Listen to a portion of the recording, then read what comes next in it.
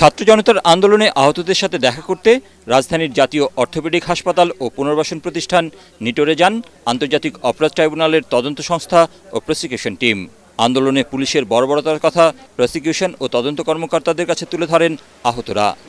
মৃত্যু জিনিসটা যে কি, এটা খুব কাছ থেকে দেখছি, আর আপনজনার থেকেও অনেক আপন ছিল, কারণ আন্দোলনে আমার বন্ধু ছিল, আন্দোলনে একসাথে আন্দোলন করছি। ও বীর ছিল, আমার হাতে মারা গেছে, কিন্তু ওর জন্য আমি। ট্রাইব্যুনালের চিফ প্রসিকিউটর তাজুল ইসলাম বলেন, ছাত্র জনতার আন্দোলনের ঘটনা তদন্তে বেশ কিছু চাঞ্চল্যকর তথ্য প্রমাণ মিলেছে।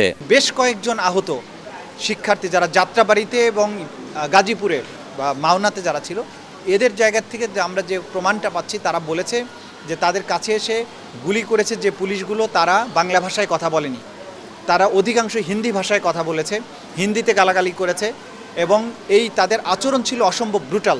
আমরা এটা পর্যালোচনা করে আমাদের আইনে যে দেশের নাগরিকই হোক, বাংলাদেশের সীমানার মধ্যে যদি কোনো ক্রাইমস এগেইনস্ট হিউম্যানিটি করে, এই আদালতের সেটা বিচার করার ক্ষমতা আছে। রাজধানীতে ঘটা অতি সংবেদনশীল ঘটনাগুলোর তদন্ত ও বিচারে অগ্রাধিকার দেওয়া হবে বলেও জানান তিনি। জুলাই আগস্টের ঘটনা তদন্তে সারা দেশে তদন্ত কর্মকর্তারা যাবেন বলেও জানান chief prosecutor. Humayun Chishti, ATN Bangla, Dhaka.